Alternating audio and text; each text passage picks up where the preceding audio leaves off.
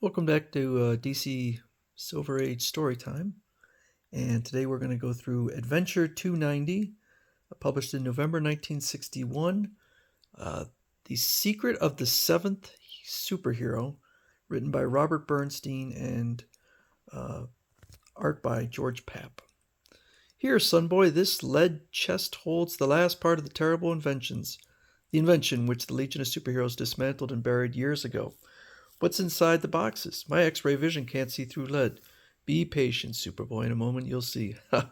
Little does the fool realize that when I assemble all 6 parts, they'll form the only weapon which can destroy Superboy. I don't know. I feel like there's been a lot of weapons that could destroy Superboy. Particularly anything with kryptonite. So, it says, don't worry, son. I won't go through that again. Boy is on a train. And hold on, who is this riding the rods of a boxcar? It certainly looks like me, Clark Kent. But can it be Clark Kent? No, it's not. It's a boy named Tom Tanner, who has found himself in Smallville.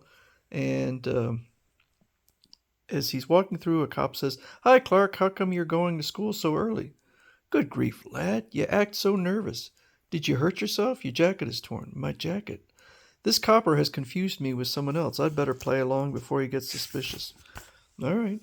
So he gets into a few different incidents. Milkman accuses him of stealing, and says, "Oh, it's Clark, so no problem." Kind of leads him to his house, and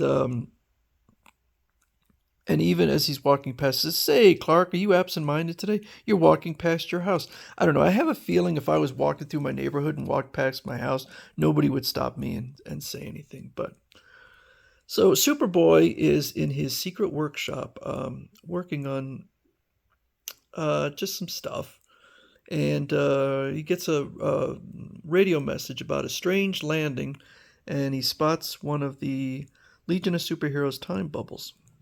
So he decides to go investigate and then use one of his Clark Kent robots, but they appear to be having problems, apparently caused by the appearance of the time bubble. So he goes out. Meanwhile, Tom Tanner has gone right to the house, and Ma Kent says, "Oh, I've got some soap in my eyes, so I can't really see you that well." It's interesting because at this time period, usually if you had a look-alike, even as just a similar, it would fool everyone. But Robert Bernstein is at least trying to give an excuse, but then later on he just forgets about it. In fact, right here, the soap is out of her eyes, and she still thinks that it's Clark Kent. Good gracious, Clark, where are your table manners? You never used to wolf down your food. Well, these pancakes are especially terrific this morning.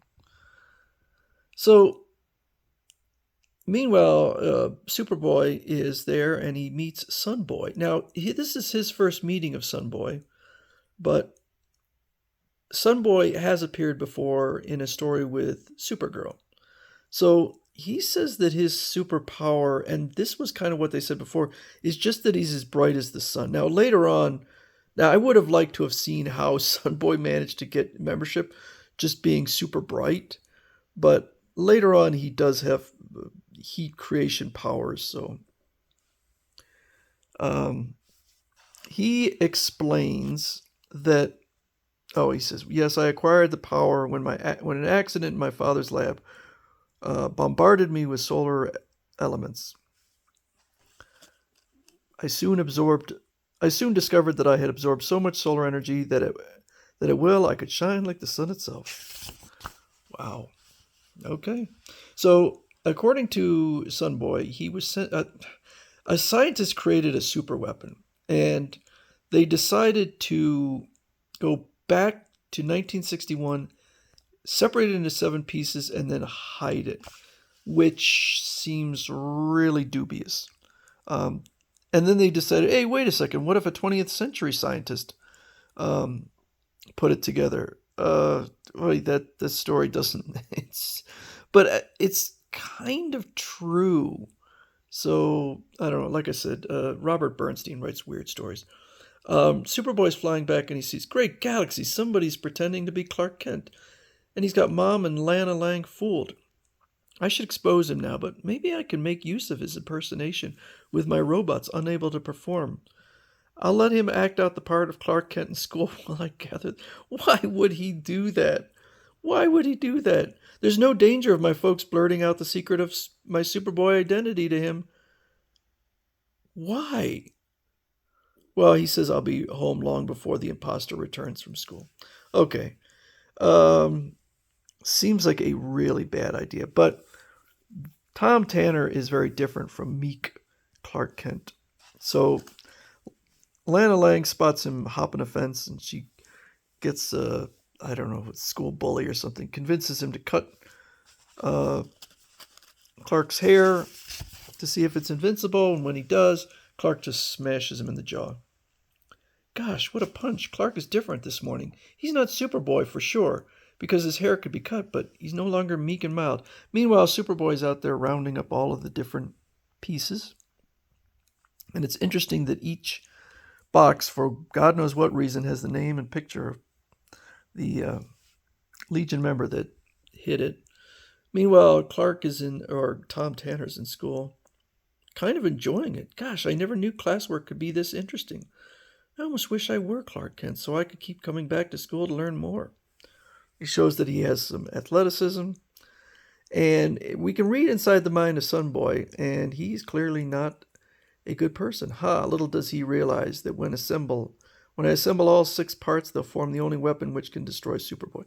Again, we've seen there's other weapons that can destroy Superboy.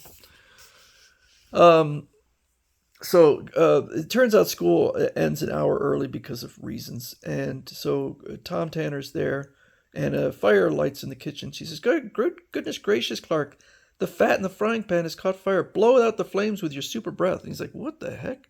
So Clark Kent blows it out. But now he knows Clark Kent's secret.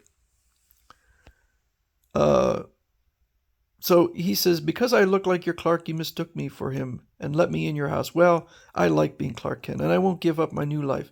Expose me, and I'll reveal Clark Kent's secret identity. Gosh, this Tanner kid has me over a barrel. Meanwhile, Sunboy is putting together the weapon, and it is Cyclops the robot. And Cyclops is capable of turning anyone good evil and anyone evil good. So, that's kind of weird. I also don't know that people are necessarily just good and evil.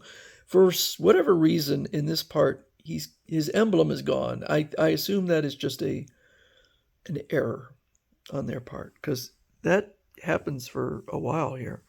The robot is sent out to hit Clark Kent with his ray, and then later we see Superboy causing a little mayhem. Look, Cyclops, he's ripping out telephone poles. This is just what I wanted. An evil Superboy will team up with me to rule the universe. With him as my partner, I will become master of the world. So Superboy again destroys something, and then Crypto comes along. Okay, blast him, and he'll become evil Crypto. But instead, Superboy melts Cyclops. Superboy? Gasp. Why are you using your X-ray vision on Cyclops? You're on my side, pledged to rule mankind. No, friend, I went on a ramp. Anyway, so he figured it out. And the rampage was just a ruse. And now he's got his emblem again, by the way. But nope, I ordered Cyclops to make Clark Kent the opposite of his real nature. So it's pretty easy to figure out that he didn't blast Clark Kent. He blasted Tom Tanner. Now, apparently, according to the story, Tom Tanner was evil. Didn't seem particularly evil. I mean, it was kind of naughty what he was doing, but he just liked Clark Kent's life. So it was a little bit of jealousy. But now Tom Tanner's good. And it turns out that this is not, was it Dirk Morgana? Whatever his name is. It's not Sunboy. It is a villain. Okay, I confess, Superboy, I stole their time machine to reach your era, but how did you catch wise to me? So apparently the Legion has a secret handshake, and he didn't know the secret handshake. So that's how, I guess he must have figured out quite early on. I waited to say goodbye, Clark. Something has happened to me. I don't know what, but I feel different, as if something bad has been erased. He wasn't that bad. What luck! Tom Tanner regenerated by the ray. Doesn't seem to remember anything about my secret identity. Well, that's convenient. That is convenient.